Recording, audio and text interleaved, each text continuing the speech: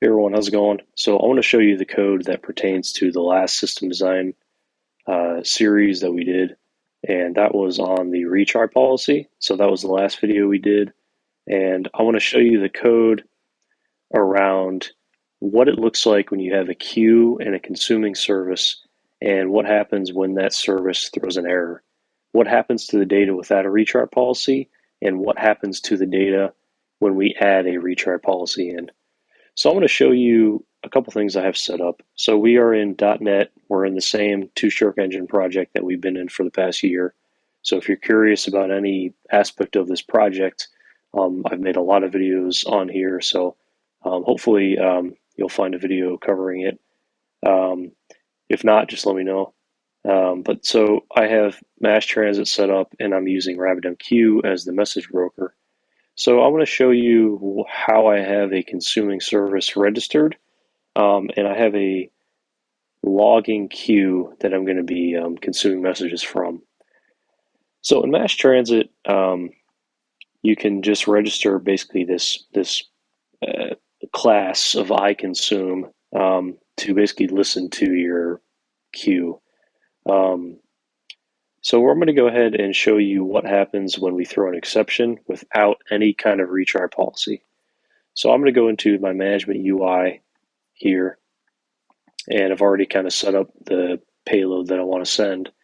You can see that the queue is currently empty, meaning nothing is ready to be acknowledged. So I'm going to go ahead and publish a message that's going to be routed to this queue. And you can see that I have a breakpoint set in my project. And let me just step through this a little bit. And let's go ahead and look at the message. So you can see that on the whole context, we've gotten the whole message. So the message of test 1 and the source that I sent explicitly from RabbitMQ. And then the next line, I'm going to be throwing a exception. And the exception is just a system.exception. But I want to show you what happens to the data.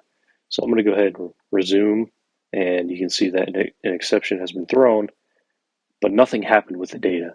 The data has just been lost because we don't track any kind of state at all, and it's not sent back to the queue. So our system has just lost the data. So you can see how if we needed to use this data to, let's say, send to an API or send to a database, and somewhere along the line an exception was thrown, the data is lost. And so if it was important data, that's not good because the system has no idea that it was lost. And we as the user wouldn't know it's lost either until we hear something about how it's missing. So I want to show you, obviously this is a problem, right? The queue is empty. We lost the data. And so we need a system that doesn't do that. We need a system that handles that a little more gracefully. So if we go back to our program.cs file, I'm going to enable a couple things that is going to show you what I mean by a retry policy. So I'm going to uncomment some code that I set up here. MassTransit has built into it a retry policy that you can just add into your configuration on the message broker. So I have a use message retry. I'm just going to do immediate. I just want to retry as soon as it fails. You can set that to exponential.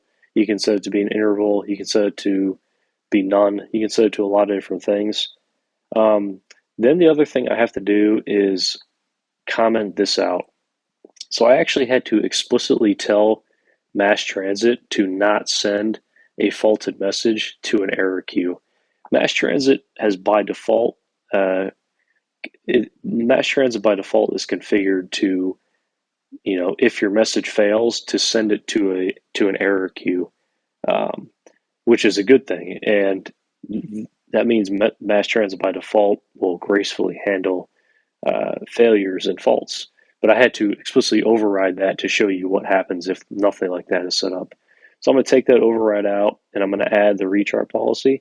Let's go ahead and save that, and let's restart the project. All right, so the project is running. Let's go back to the consumer class, and I'm going to publish the same message in RabbitMQ. So I published the message. What I'm just going to do is I'm just going to continue, But you can see that my breakpoint is now hit again. And you can see that my system did throw an exception. So let's go ahead and step through this now. It's doing all the same stuff. But you can see that when it throws the exception here, you can see that it immediately will receive that message again because we set it to be immediate. So it's now has retried. So let's go ahead and continue this. And I might have one more continue. Let's continue that again.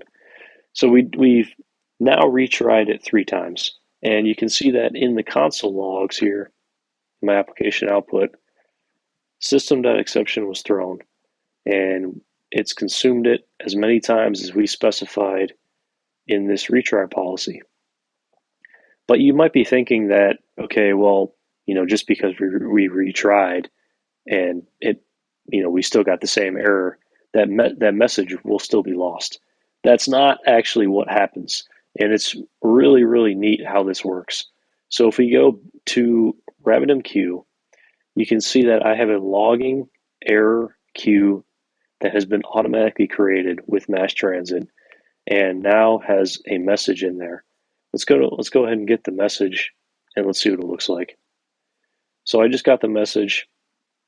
You can see that there's some message headers, including a retry count that we specified in our code of 3. You can see the exception type that was thrown. You can see the stack trace of where, what was happening, and you can see the payload. So our data has now been preserved in this error queue that we can then consume from if a message gets to this error queue. So what we've done is we've created this preservation system around our data. So if we're dealing with any kind of sensitive data, anything that's important, anything that we can't afford to lose, we need to set up a retry policy and have that message be routed to somewhere else in the event that it fails above our threshold that we set. And this is a couple of nice things that you get out of the box with MassTransit. It's pretty easy to set up your consumers, configure your message broker, and add a retry policy. And this is all the code that it takes to set up pretty much that whole logic. If you did this manually, it would be a lot of very finicky code to correctly work with the AMQ protocol. Because the AMQ protocol, what allows this to work is because that protocol relies on acknowledgements.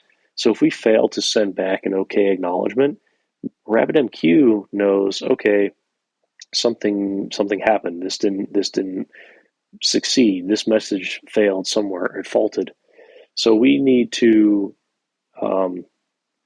basically call that method on that register consumer again using RPC. So it's very, very powerful technology, and it's abstracted away with MassTransit in a way that it's actually made a little simpler to use. So this is incredibly powerful right here in how easy it is to add very, very complex things into your system. So I would definitely check this out. It's not a lot of code, and this is just, again, in my program CS file. I am in Docker, so my host is going to be host.docker internal. We can go over that in a later video. I forgot that I had publisher confirmation turned off on RabbitMQ, but that's fine because I wasn't actually publishing from my application. But as far as the consumer goes, this is all it is. This is all the code, which is just wild. It's super, super powerful.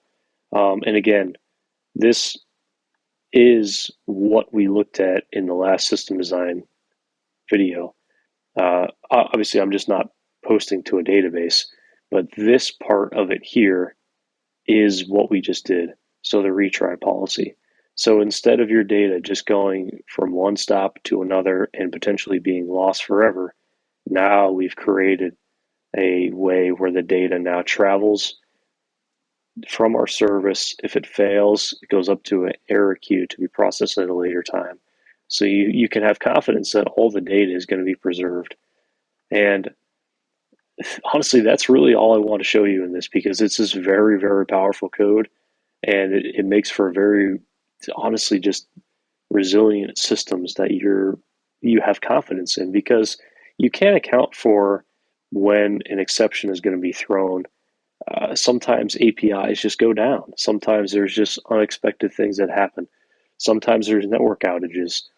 And if your system isn't set up to accommodate those things, you're always going to be dealing with issues, and you're always going to be troubleshooting, where did my data go? But if you set up these basic configuration things in the right frameworks or technologies, you can make it really, really powerful. So definitely check it out. It's super cool. And if you have any questions about this, let me know. If you want to go more in depth about how to set up MassTransit or RabbitMQ, how to put this all in a Docker Compose file to run when you run your application, let me know. I can walk through it again. I can walk through all the configuration you need to do in a later video. Just let me know. So, all right, thanks. I'll see you in the next one.